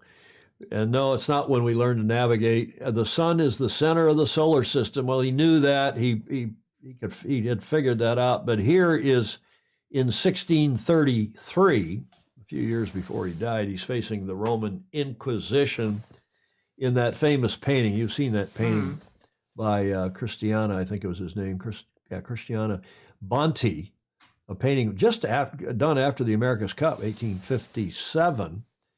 But it was on this date that the Catholic Church finally, in 1992, finally apologized for the treatment of Italian astronomer Galilei after 359 years. Well, just think of the. Go ahead. Yeah, better late than never. I mean, just think of the things that we think today are true that maybe 10 years from now or 100 years from now, they'll realize are completely crutonic. Yes. Like this show, especially today. In our Halloween costumes, Julia. Yes. I will also admit that when Julia showed up, I didn't know she was coming down. I'd gone up to her place yesterday and said, hey, are you coming in a Halloween costume? Should we do that? And she said, oh, I don't have anything. And then when Sharon wheeled you down here today, man, you had this fabulous costume on. So I had to rush around. What am I going to do? I thought for a moment about coming out in a bathrobe and being a bathrobe blogger, putting a Sailing Illustrated hat on. And, because that's what I do. I'm not a blogger anymore, but, I don't have to put on any clothes if I don't want to. And you don't. So I put on a bathrobe and the bathroom blogger. 1992, the Roman Catholic Church apologizes to Galileo after 300, almost. Well, 400. several people were killed. He was not. What did they do to Copernicus? I can't remember I who don't all either. I will not write what I'm thinking about the Catholic Church. Steve Gruber is saying, ding, ding, ding. I went to Smith. Yeah, Gordon had it. Replying to Singer, yeah, but Aristotle wasn't around for the Inquisition to interrogate. On this date, 1992. And thanks again to Ashley for coming on. That was fun. Hey, this is interesting. I didn't follow the start, and I didn't realize. I knew that. Remember, we were told by Pip Hare that the Yes. bad weather was coming. Yeah. I mean, that there was some seriously bad weather coming, Yeah. and it turned out to be even worse than the predictions. Oh my. So bad that they did not start the IMOCAs. They kept them in port. Well, that's good. The 40s and the 50s went into Lorient. They went around the corner, and then they docked in Lorient. And I believe that somebody check on the website. I believe they're still there. Mm. They started Sunday, and this is Tuesday. The only boats that have kept going because they're fast and they, I guess, got ahead of the worst of the weather Yeah. system are the big old teams, the big huge boats. So that's what's going on this That's thing. very that unusual. Started Sunday Yeah. off Le Havre, the TJV, and we are watching it. And it was calm before the storm. And there is a video that I had from yesterday, but they're now doing two videos, one in French, one in English, a daily report. And their daily report in English had not come out before we went to air, or otherwise I'd have stuck it in here. Yeah. But do go on. It's a very good website, especially if you speak French. Mm-hmm. But what's going on? So they won't let the boats built for the Southern Ocean and Vendée can't take 40. I think it was more than 40 knots, Bing Bong, but I think it was also the huge seas. The huge seas. Yeah, there's a protest in the Globe Ocean Race. Yep, I'm not. We'll wait to see how that comes out. But I got my hands full getting ready for this live stream on Saturday and getting down to Newport Beach and a couple of family things, Clark, as you know, that we're looking out for. Pindar says there was no potential port that could take 40. That's the answer. Thank you, Andrew. He would know, the logistician that he is. There was no potential port that could take 40 foiling IMOCA 60s. Hence, they had to be held in Le Havre. Okay, that answers that. That's good to know, and it makes a lot of sense. And the expectation, Fog Machine is saying, is for 80 knots. Oh. Yeah, it's a real bomb. I mean, it's a weather bomb. And Yeah. 92 knots, Sangmeister is saying. Oh my gosh. I spoke with John at some length this morning. How many people did you talk to at some length this morning? On show mornings, I talk either by phone or by, I talked to Stingray, I talked to John, I texted back and forth, or tried to at least, with Emmett. Yeah. Show mornings you're are busy, on. and I have to. I'm rude. I'm sorry. I have to say, I'm in show mode. Excuse me. I have to get off here and carry on, or we'd never get on the air on time. Yeah, there are some cool videos too off the boats on the IMOCA website, so go have a look at it. And I don't know when they're going to get going again, but we'll check in on all of that on Friday. With some America's Cup news, and we have a one here's for you. And I'll be very careful here because the Jeddah Yacht Club, they're looking like it's full speed ahead. We told you on Friday that the America's Cup build-up round in Jeddah, build-up round, meaning the pre-regatta in Jeddah, unaffected by Gaza conflict. That's what the PR that Grant Dalton and co are spinning out to stuff.co.nz, that very good news website in New Zealand. And today they sent out another notification saying, oh, it's time, if you're in the media, it's time to get your credential. As if I want to go to Jeddah. I'm not going to go to Jeddah. The U.S., as we told you on Friday, and the war has only gotten worse. Before we went to air, there was some kind of a bombing of or alleged bombing of a refugee center in the Gaza Strip, in Gaza, and this thing is. I'm sorry to say it, but what we projected, and many of you projected weeks ago, sadly coming to fruition. This is looking worse by the day. Here's the promo for Jeddah, just out.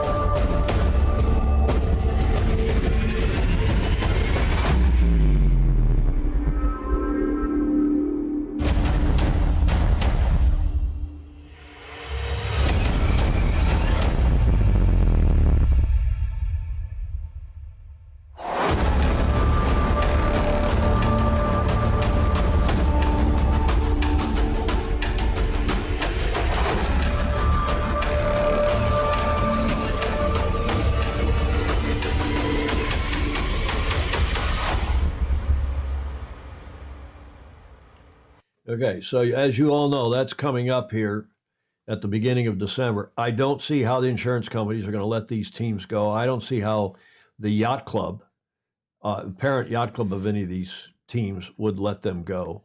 If it were over, SailGP's over in, where are they? Dubai or Bahrain? I can't remember where they're running their event. Yeah. The week after this.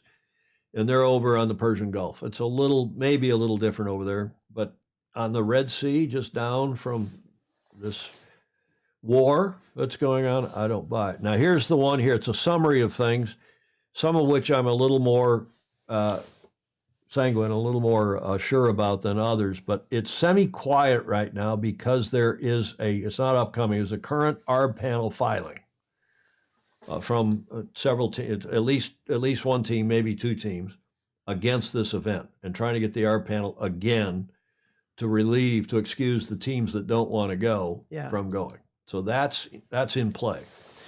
And the assets have been shipped, as we've been telling you.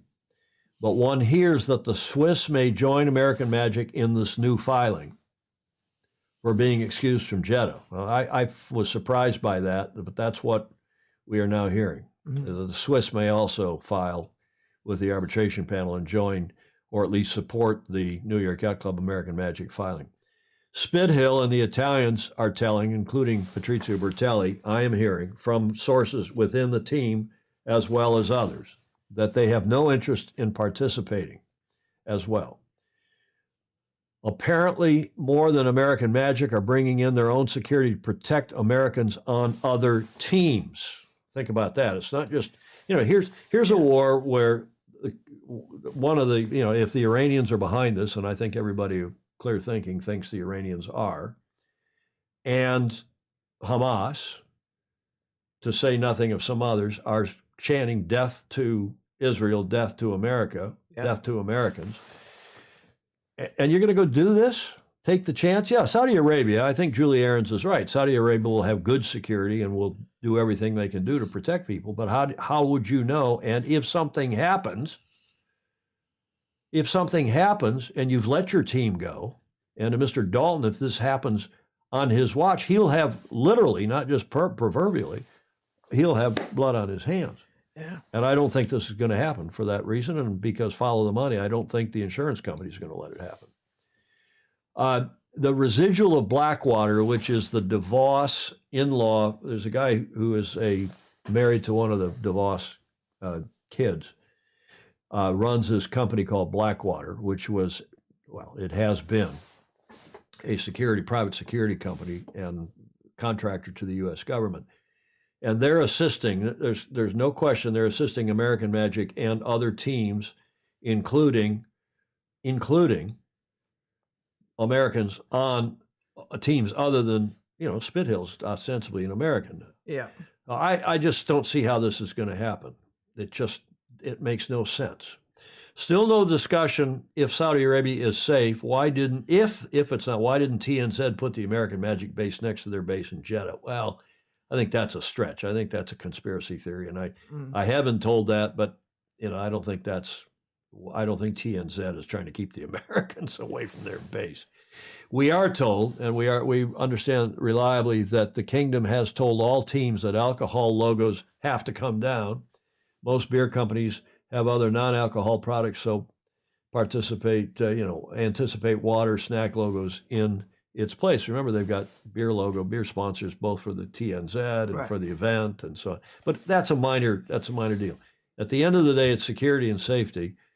And with the U.S. State Department telling Americans to get out of not just the war zone, Yeah. as limited currently as it is, but get out of the Middle East, I don't. Not recommended. I don't see how this is going to be. Yeah. Clark Chapin, to use the old GM response, quote, "It doesn't have to make sense, it just has to make money." Good old Clark. God forbid. Breaking news, ETNZ declares them winners by default of the Jeddah Preliminary Regatta. And you know, if these regattas, Julia, meant something, they don't really. Yeah. And you saw how croutonic that regatta was in Villanova, the previous preliminary regatta. If they meant something, you'd start to think, well, but they don't mean anything. Why take the risk? More people were served the death penalty in that country when there are sailors in the America's Cup. What a great place for a boat race. Yeah. More people were served he's talking about Saudi Arabia, in that country than there are sailors in the America's Cup. What a great place for a boat race, a yacht race. How will you have, Ed Worley saying, how will you have great security and spectator crowds in the AC count? They're not going to have spectator crowds. There won't even be spectators watching this. It's going to be a backdrop for a television show, and it will be money into the pockets of the defender. An upcoming ARB brief in the first line could get interesting. Eric Prince, thank you, Clayton Embley. Formerly the head of Blackwater, yeah, he's been and out of that. Mm-hmm. He's an in-law of the DeVos family, and of course, Doug DeVos is the co-head, at least, if not the overall head of New York Yacht Club's American Magic. What else? Anything else? Yeah, I feel badly for the Saudi people. I feel badly for the Saudi Sailing Federation, and at some point you do need to try to help other countries get on with life and see what's going on, but they've got to also start to clean up their human rights issues. When they're throwing gays off buildings and they're killing people left, right, and center for things, and some of the things they require women to do it's not correct. I'm sorry. Okay, to go to some good news, here is a nice video. We haven't seen a video for a while from Luna Rossa Prada Pirelli, hour and 47 minutes into the show. So let's do this video and then wrap it up. Have a look at what I think is a pretty nice video from LRPP. They always do nice ones. They do. Io sono sempre stato convinto che nella vita è importantissimo seguire i propri sogni. Adesso il sogno non è più quello di timonare la barca di Coppa America, ma di vincere con una barca italiana la Coppa America. Sono Francesco Bruni, soprannominato Checco, uno dei timonieri di Luna Rossa Prada Pirelli.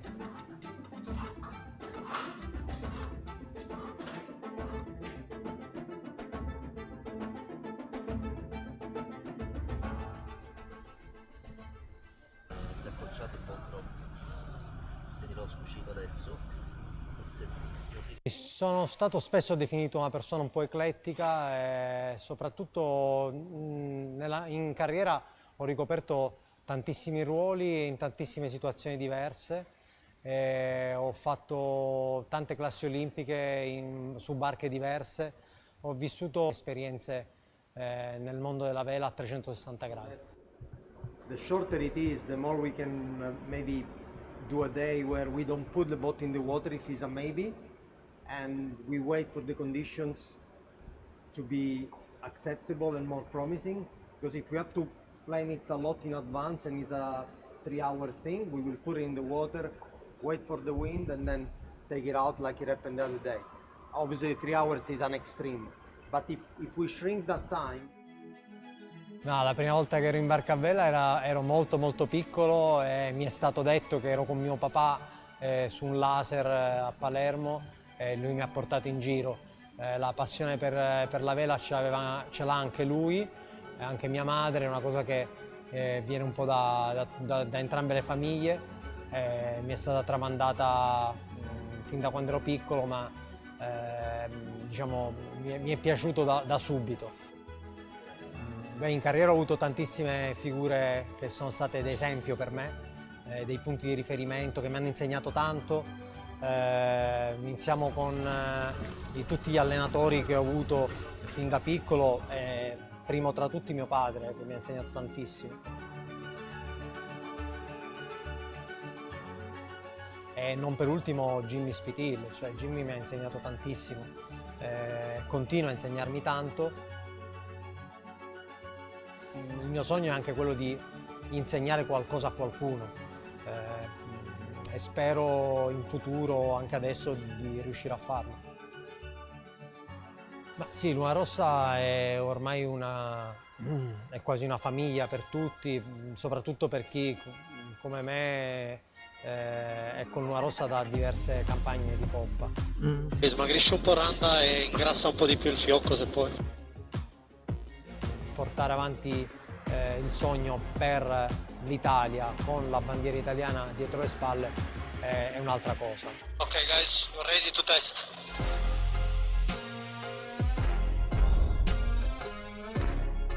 E anche davanti a tante difficoltà, insomma, è importante non mollare e seguire sempre quel sogno. Siamo modo alto, ragazzi.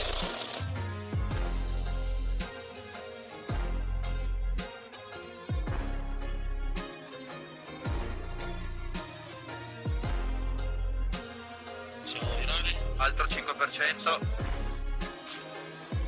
Ok, prendo un po' ancora di velocità. Ok, quando vuoi, Gillo. I don't know if they're going to win the cup, Julia, but they certainly are going to win the award for videos. Yes. Luna Rossa Prataprelli, Francesco Bruni, and he and Jimmy Spithill, they pioneered the dual helm roll last time around, and it's looking like they do the same. And he's Checo, as they call him, was a hell of a good sailor, obviously. They're talking about cars over here, and there's Stingrays. Stingrays loves his Stingray. Clark Chabon, who worked for Generous Motors for a long time, says he's got to go, as did Fritz Mueller down in Miami. The people on the East Coast, the trick-or-treaters are coming to the door, so we better really, truly wrap this up, Julia. Yes. Gets us to the last leg. And this video, I can't help Race myself. Of fine margins and I can't help relentless myself. sailing. The 2023 Rolex Middle Sea Race.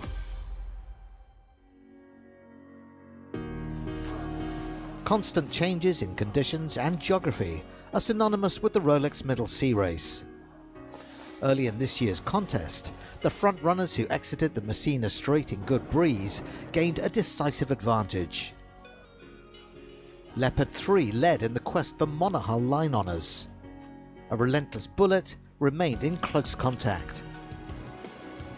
Pursuers battled in upwind conditions that tested resolve and skill. First to complete the 606 nautical mile course and arrive back in Malta was the fastest multi-hull, Lamosa, followed by Leopard, the first monohull. Out on the course, the predominantly Corinthian fleet focused on confronting the demands of the race.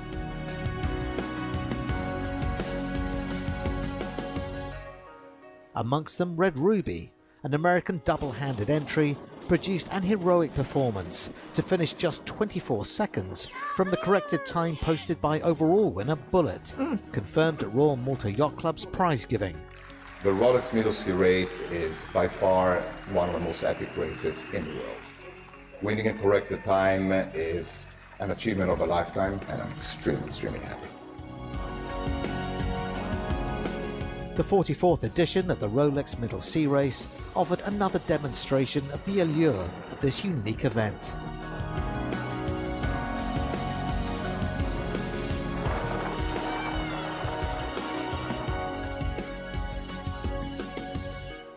I just can't help myself. Another one of those videos. I said we played 3 or 4 of the preview video and then the winter videos. Oh, it's so beautiful. Yeah. And out comes then this kind of reprise, the composite video, and Rolex Bravo Zulu to you and the Royal Malta Yacht Club for yet another really nice one. Gets us to, I've only got one funny because I knew this show would run a bit, so we carved it down. And apropos, the holiday today, it was only after I shot the 3rd zombie that I started to wonder why they were carrying bags of candy and ringing my doorbell. It's a little morbid. Oh, it is. Dear, who's this redneck? He's in red, not orange, but I couldn't help. Yeah, Ed Worley, Rolex is always nice videos. No one would do that. Gordon Smith said that he's in Europe, of course, so it's late there. What time is it on CET? Copen and Bar. Yeah, it's 22. It's almost 2300 there. My daughter got a decent haul of candy from the U.S. ambassador to Denmark at his residence. Top team. They really get in the spirit of the evening. As we do here, Julia. Yes. Show us where's your head? Yes. What do you call it? Not a headrest. What do you call that? It is. It's a headdress. Headdress. Not headdress. I guess that is right.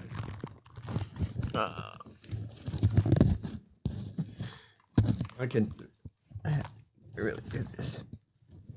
I can try to zoom your camera out a bit here.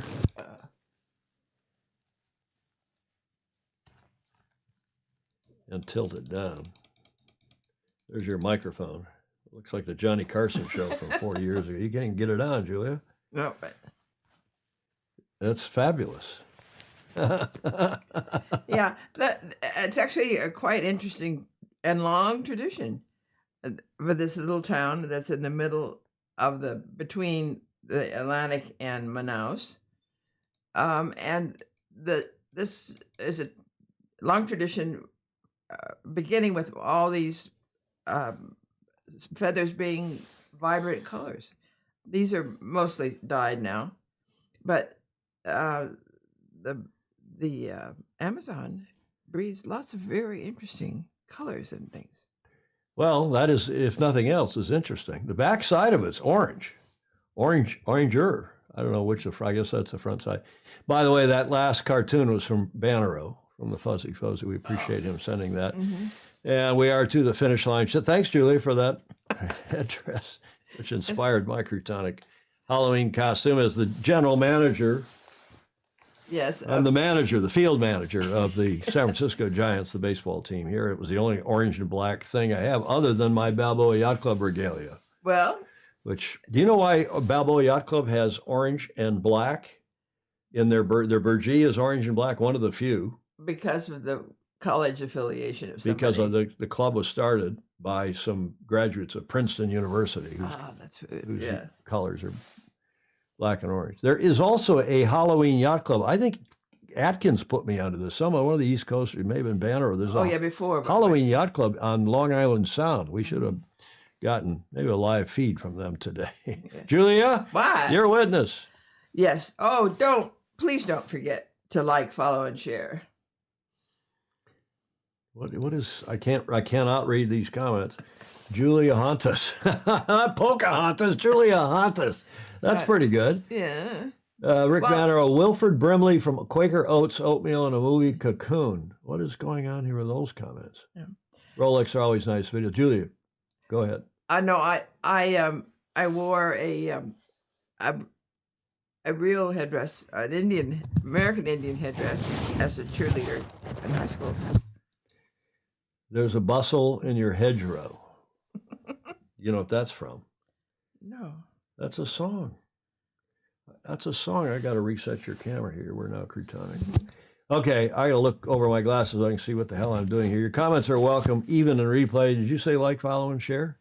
Yes, follow, and share. Thank you very much. And do support us via Patreon if you would, please. We are viewer-supported media. Patreon.com/join/Sailing Illustrated. Thank you to those who gave us media for today's show. Julia, last word in your headdress. And my headdress. Your Brazilian, Amazonian headdress. Yes.